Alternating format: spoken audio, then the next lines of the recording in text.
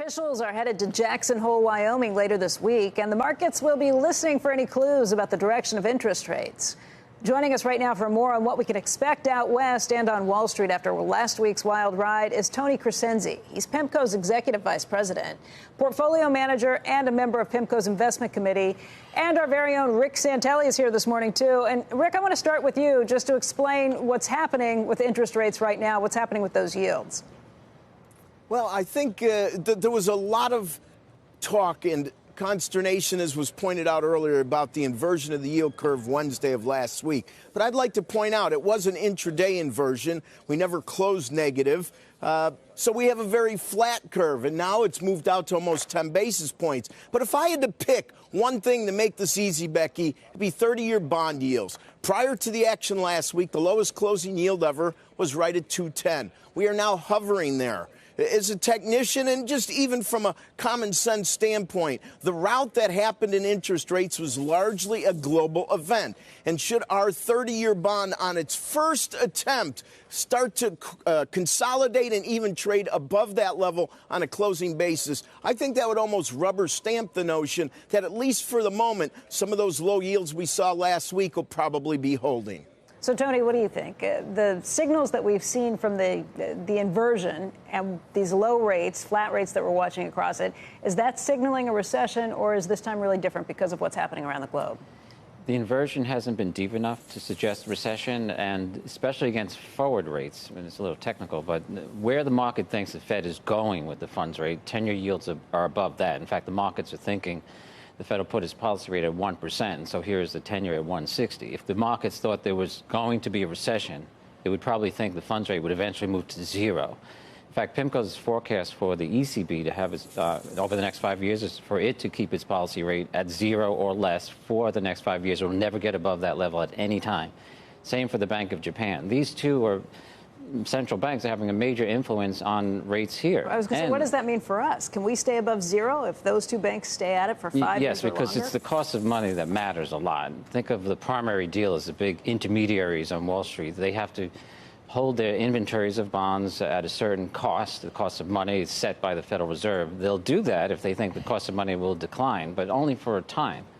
But it does pressure yields downward. There's no question about that. Money flows everywhere. We know at PIMCO we have offices throughout the world, and we see in Japan, for example, where we have 100 billion plus of assets invested with us, that investors there are looking for a place to go, trying to escape so-called financial repression, zero interest rates, because they sense, as we do, that the policy rate will stay at zero for a long time. So this will push money outward, seeking better returns and yields. Rick, I can't believe I can't believe the 30 years not going down in yield, right? Because I can't believe every penny around the world isn't going into 2% when it's, what's the German Bund, the 30-year German Bund, Santelli? It's negative, right?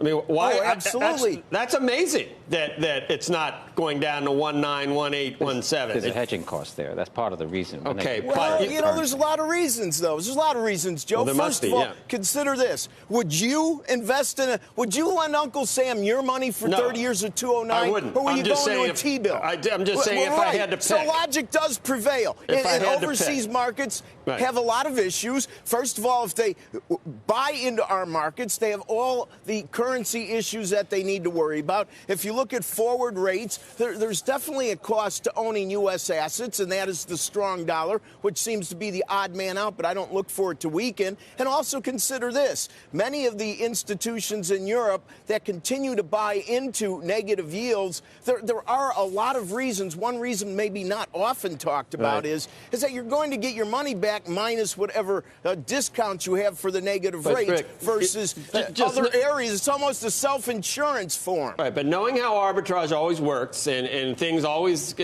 seem to even out, and knowing who's the best credit risk on the planet, it's not Germany. So you got the best credit risk and a 2%, 2.25% well, Joe, spread. Money is flowing to the United States. Right, data last week from the Treasury Department showed tens of billions of dollars flowed in 1 month alone. So there is still substantial money flowing into the United States, and without questions having. Well, there has to be, because the big influence. economies are net sellers. The Japanese, the Chinese, if you overlook T-bills in the last Treasury International capital flows. So, Joe, I'm not dismissing that investors aren't coming here, but there's a lot of turnstiles that lead into buying Treasuries, and pretty much many of them are counterintuitive to history. Yeah, it's just, 2% for 30 years just sounds ridiculously low. I was just making the point as a devil's advocate that compared to everywhere else, I mean, you can't believe every dime in the whole planet ought to be here. Well, then, Joe, on the flip side, that's ridiculously good opportunity for the United States and other nations to consider investing in themselves. Because when we say that the nations are growing at a weak pace, we say that in part because of the fiscal authorities are failing. It's not the monetary authorities, it's the fiscal authorities not spending, investing. Here in New York, we wish we had a second tunnel to link to Penn Station. So the so-called, what's it called, the Gateway? You mean from Jersey? Yeah. Now, would that do it? If we get another the economy will be growing at 5%. We're trying to get Andrew out there. You got solar power on your roof. Yeah. And what was the other thing we just, gambling. But I heard legalize gambling. You're coming to New York, though. That's not a good long-term investment necessarily. I haven't spent a night here. Nations need to invest, and they should consider. We should. Fiscal authorities should. And this is a 2020-21 issue. Tony just said that it's looking at it. Yeah, maybe Rick, would you be for an infrastructure bill? If we just floated half a $1 trillion for infrastructure at these rates, would that work for you? What?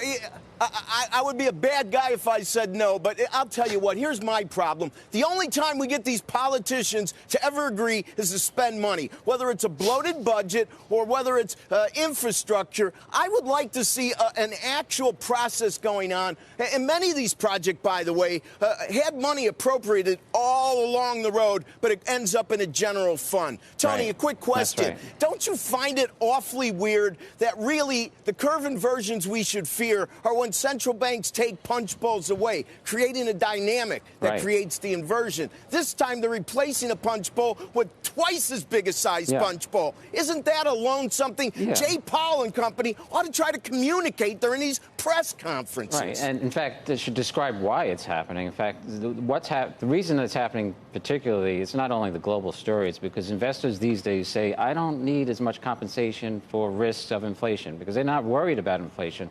So central banks have to start to shake things up. They don't worry about policymakers raising their interest rates in Europe and in Japan, and so they demand. So, Tony, when was the last time we really had a premium. deflationary problem in this country, other than knee-jerk credit crisis? Aren't we fighting a boogeyman? Are we not making inflation the linchpin of policy across the globe, where we imaginarily now have all the central banks have picked 2%? It seems crazy to me to waste all this ammunition on this enemy that I don't see has really shown its head or really been a huge risk. I think it's like cost of living increase for most of the globe. Central banks don't welcome tariffs, but they want to welcome inflation. It's all counterintuitive. Yeah, well, it's because they know they're battling the fiscal authorities, because that's what ultimately produces growth and enables nations to get out of their debt problems. I mean, look at Italy. It has a giant debt problem, so does Japan.